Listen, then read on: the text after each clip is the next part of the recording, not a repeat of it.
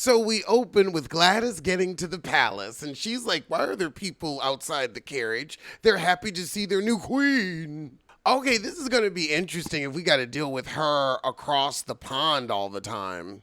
Back in America, we got black people playing baseball. Peggy on a date with the doctor. Oh, and she sees her former editor and affair partner. Well, almost affair partner at the game. And she's like, I don't want drama.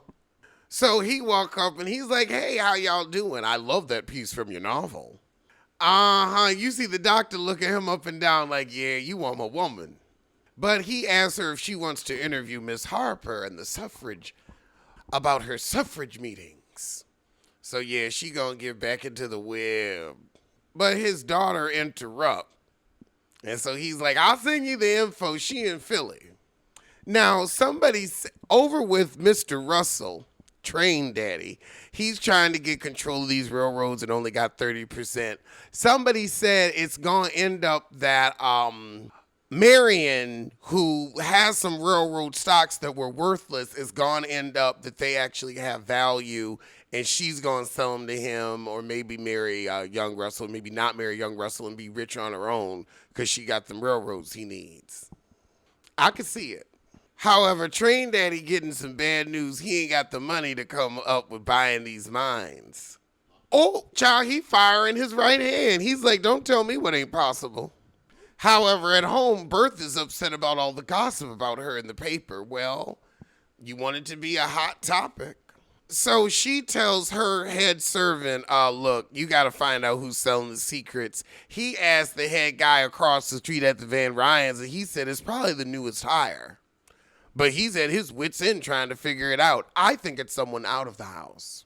So Train Daddy asked Heifer Russell to invite this guy that he needs to buy some shares of railroads from to dinner and make a fuss over him. So go on and sell. She said, yeah, I heard some arguing in the library. He's like, don't you worry. I got enough to keep you in Gucci and gold. Gucci and gold. Back across the pond, Gladys is getting a tour of Sidmouth Castle. Oh, God. So we see that the sister really running the show at Sidmouth Castle. And Gladys is going to have to stand up to the heifer. Put her out. Marion gets a letter and heads in the house back at 61st Street. And Peggy talking about her Philadelphia assignment. And Marion like, you sure you want to start up with him again? And Peggy like, don't tell your mother I kissed a married man. Or aunt. Okay, Train Daddy gonna have his son take Clay's place and try to get this Morency deal. The son's like, look, I got 300 mil now, or 300,000. The son like, look, I got 300,000 now, so you gonna have to make this worth my while. Oh, God, he said he gonna ask Marion Brooke to marry him so he can't leave right away. Oh, my God. Oh, God, how Bertha gonna fuck this up? But he convinces him, ask her when she get back. He convinces him, however, ask her when you get back from Morency. We need you out there for a month. Gladys getting her hair done by her trusty maid, who's going to end up leaving her too. At the park, we got young Russell walking with Marion, and he tell her about the clock money. Ooh, I wonder if Clock Twink's secret is going to be found out. Oh, he getting on the knee. He getting on the knee. The knee. The knee. Are you yes, he's serious, girl. Don't fuck it up. You ain't gonna do no better. So she says yes. Aw. He gonna drop her off at home. Oh, God, you gotta show Agnes that sparkler. Aw, Ada all happy for him. What's Agnes gonna say? Come on, heifer. Oh, God, he gonna tell Clock Twink's secret. Oh, God. Now Agnes finding out somebody else gonna be rich while she in the po house. Po thing. Oh, God, now they're gonna go tell Bertha. Ooh, here come Agnes. Yep, she whining that the heifer didn't tell her she was interested in him. 'Cause you didn't like the mama. I've been dealing with too much with the Russells. He's marrying my niece, and he's made our footman rich, which is upsetting everyone. Not the footman. You tell him, Ada. Oh, Lord. Across the pond, we got Gladys going to dinner. And of course, the nasty sister telling her she don't like her hair barrettes. She should have on a tiara. How the hell the sister going to take the brother's arm going into dinner?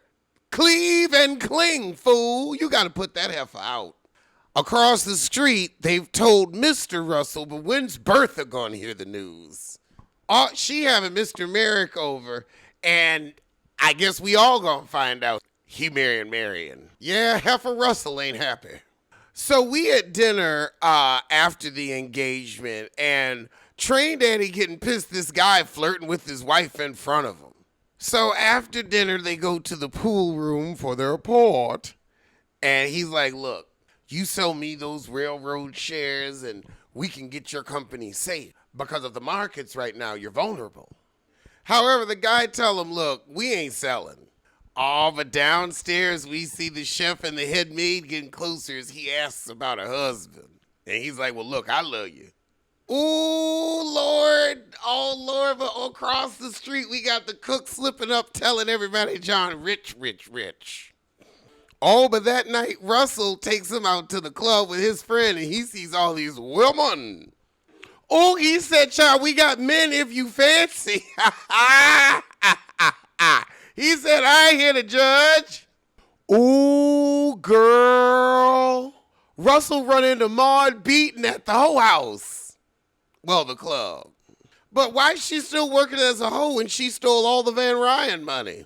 Okay, so we got the Russells arguing about Marion, Larry. And Train Daddy like, keep out of it. So Oscar and his boyfriend talk about Maud beating. And the boyfriend kind of had a point. He's like, look. You would have stolen her life. She got to you first and stole your money. You got back on your feet. She hoeing. Child, leave it alone. But then across town, we got Aunt Ada sneaking into their medium. So Cynthia's able to get some closure because the medium tell her he love her and he there. And she goes home and she's like, you know what? I'm going to put on a little color.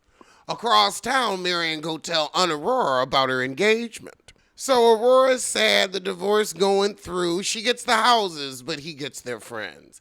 Child, give me real estate any day. Lord, so now everybody gonna shun Lady Fane at Miss Fish's party because she divorced because the heifer asked her there. Aw, they push Aurora out the party. Miss Fish, you ain't shit. Stand up to that old battle axe aster. All right, Heifer Fish stood up to her. Good for her. So Gladys, however, sent a note home and Train Daddy read it and she pissed and he mad at the heifer. And he mad at Bertha. So she's like, look, I'll go to England and fix it. And he's like, you can't make her love him. He said, I won't be home when you get back. Is he talking a divorce? Girl, you lose your position too that you've worked so hard for.